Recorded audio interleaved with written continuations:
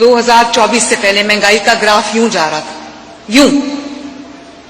2024 और 25 में महंगाई का ग्राफ पूरा यूं स्टेबल था, और अब 2026 में, अभी ठहर जाए, अभी बाकी है पिक्चर, और 2025 और 26 में महंगाई का ग्राफ यूं है माशाल्लाह।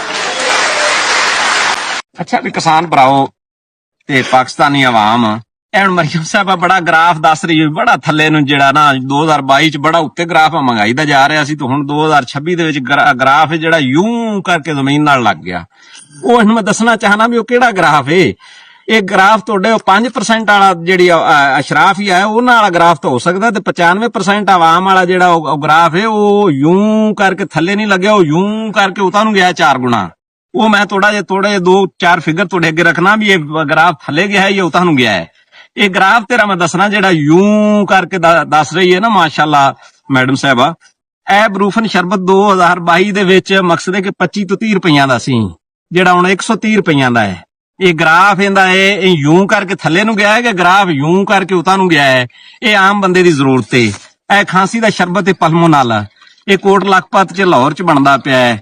ਇਹਦਾ 25 ਤੋਂ 30 ਰੁਪਏ ਰੇਟ ਸੀ 2022 ਤੋਂ ਪਹਿਲਾਂ, ਤੇ ਮਾਸ਼ਾਅੱਲਾ ਹੁਣ ਯੂੰ ਕਰਕੇ ਤੇ 200 ਰੁਪਏ ਤੇ ਅਪੜ ਗਿਆ ਹੈ। 200 ਰੁਪਏ ਤੇ ਅਪੜ ਗਿਆ ਹੈ ਗ੍ਰਾਫ। ਆ ਜਿਹੜਾ ਮਹਿੰਗਾਈ ਵਾਲਾ ਜਿਹੜਾ 95% ਬੰਦਿਆਂ ਦੀ ਜ਼ਰੂਰਤ ਹੈ, ਆ ਐਮਾਮੈਕਟਨ ਸਪਰੇ, ਇਹ 2022 ਚ ਯੂੰ ਕਰਕੇ ਤੇ ਇਹ ਹੈਗਾ ਸੀ 200 ਰੁਪਏ ਦਾ, ਹੁਣ ਇਹ 800 ਰੁਪਏ ਦਾ ਅੱਜ ਮਿਲਿਆ ਹੈ। ਇਹ ਯੂੰ ਕਰਕੇ ਉਤਾਂ ਨੂੰ ਗਿਆ ਹੈ। ਇਹ ਜਿਹੜਾ ਸਾਡੇ ਕੋਲੇ ਗ੍ਰਾਫ ਹੈ ਮਹਿੰਗਾਈ ਦਾ, ਤੇ ਤੇਲ ਜਿਹੜਾ 150 ਨੂੰ ਸੀ ਤੇ ਜਿਹੜਾ ਹੁਣ ਮਾਸ਼ਾਅੱਲਾ 400 ਨੂੰ ਹੈ। ਡੀਏਪੀ ਜਿਹੜੀ 15,000 ਨੂੰ ਹੈ, ਜਿਹੜੀ ਉਸਲੇ ਮਕਸਦ ਹੈ ਕਿ 6-7,000 ਦੀ ਸੀ। ਯੂਰੀਆ ਜਿਹੜੀ ਉਹ ਉਸ ਵਕਤ 250 ਦੀ ਸੀ, ਜਿਹੜੀ ਹੁਣ 45-4600 ਰੁਪਏ ਦੀ ਹੈ। ਇੱਕ ਆਈਟਮ ਜਿਹੜਾ ਤੂੰ ਆ ਨਹੀਂ, ਉਹ ਅਸੀਂ ਤੁਹਾਨੂੰ ਗਣਾਣੇ ਕਿ ਉਹ ਯੂੰ ਕਰਕੇ ਉਤਾਂ ਨੂੰ ਗਿਆ ਹੈ। ਯੂੰ ਕਰਕੇ ਜ਼ਮੀਨ 'ਚ ਨਹੀਂ ਲੱਗਿਆ 2026 ਚ, ਯੂੰ ਕਰਕੇ ਉਤਾਂ ਨੂੰ ਗਿਆ ਹੈ। ਇਹ ਗੱਲ ਏ। ਹਾਂ, ਤੁਹਾਡੇ 5% ਵਾਲਾ ਜਿਹੜਾ ਗ੍ਰਾਫ ਹੈ, ਕਿਉਂਕਿ ਤੁਹਾਨੂੰ 5% ਜਿਹੜੀ ਅਸ਼ਰਾਫੀਆ ਹੈ ਪਾਕਿਸਤਾਨ ਦੇ ਵਿੱਚ, ਉਹਨਾਂ ਨੂੰ ਵਾਕਿਆ ਡਾਲੇ ਲੱਭ ਗਏ, ਪੈਟਰੋਲ ਫਰੀ, ਬਿਜਲੀ ਫਰੀ, ਹਰ ਸ਼ੈ ਫਰੀ ਤੁਹਾਡੀ, ਤੇ ਮਾਸ਼ਾਅੱਲਾ ਤੇ ਵਜ਼ੀਰ ਆਲਾ ਸਾਹਿਬਾਂ ਨੇ ਉਹ ਜਹਾਜ਼ ਵੀ ਲੈ ਲਿਆ ਕਿ ਜਿਹਨੂੰ ਕੋਈ ਇੱਥੇ ਗੜਾ ਗੋਲਾ ਪਾਕਿਸਤਾਨ 'ਚ ਪਿਆ ਤੇ ਉਹ ਜਹਾਜ਼ ਦੇ ਵਿੱਚ ਬਹਿ ਕੇ ਤੇ ਯੂੰ ਕਰਕੇ ਤੇ ਉਹ ਲੰਡਨ ਜਾਂ ਕਿਸੇ ਹੋਰ ਮੁਲਕ 'ਚ ਤੁਸੀਂ ਅਪੜ ਜਾਣਾ ਹੈ।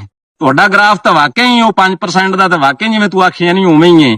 ਤੇ ਜਿਹੜਾ ਮਗਰ ਤਾੜੀਆਂ ਮਾਰੀ ਜਾਂਦੇ ਨੇ, ਇਹ ਵੀ ਉਹ 5% ਹੀ ਨੇ, ਉਹ ਹੀ ਤਾੜੀਆਂ ਮਾਰੀ ਜਾਂਦੇ ਨੇ। ਤੇ ਜਿਹੜੀ 95% ਆਵਾਮ ਹੈ ਨਾ, ਉਹਨਾਂ ਦਾ ਯੂੰ ਕਰਕੇ ਮਹਿੰਗਾਈ ਦਾ ਗ੍ਰਾਫ ਹੈ, ਉਹ ਤੁਹਾਨੂੰ ਅਸਮਾਨਾਂ ਨੂੰ ਲੱਗਦਾ ਪਿਆ ਹੈ, ਉਹ ਯੂੰ ਕਰਕੇ ਜ਼ਮੀਨ ਨੂੰ ਨਹੀਂ ਲੱਗਦਾ ਪਿਆ। ਇਹ ਗੱਲ ਹੈ ਸਾਡੀ ਹਕੂਮਤ ਸਾਹਿਬਾ, ਉਹ ਸਾਡੀ ਪੰਜਾਬ ਦੀ ਹਕੂਮਤ ਤੇ ਸਾਡੀ ਪਾਕਿਸਤਾਨ ਦੀ ਹਕੂਮਤ। ਇਹ ਜਿਹੜਾ 95% ਵਾਲਾ ਗ੍ਰਾਫ ਹੈ ਨਾ, ਉਹ ਸਾਨੂੰ ਦੱਸੋ। ਤੁਸੀਂ ਦੱਸੀ ਜਾਂਦੇ ਨੇ ਜਿਹੜਾ ਤੁਹਾਡੇ 5% ਵਾਲਾ ਹੈ, ਜਿਹੜਾ 5% ਅਸ਼ਰਾਫੀਆ ਦਾ ਗ੍ਰਾਫ ਹੈ, ਉਹ ਤੂੰ ਦੱਸ ਰਹੀ ਹੈ। ਜਿਹੜਾ 95% ਦਾ ਗ੍ਰਾਫ ਹੈ ਨਾ, ਉਹ ਯੂੰ ਕਰਕੇ ਤੇ ਅਸਮਾਨਾਂ ਨਾਲ ਲੱਗੀ ਜਾਂਦਾ ਹੈ, ਜ਼ਮੀਨ ਨਾਲ ਨਹੀਂ ਲੱਗੀ ਜਾਂਦਾ। ਇਹ ਗੱਲ ਏ।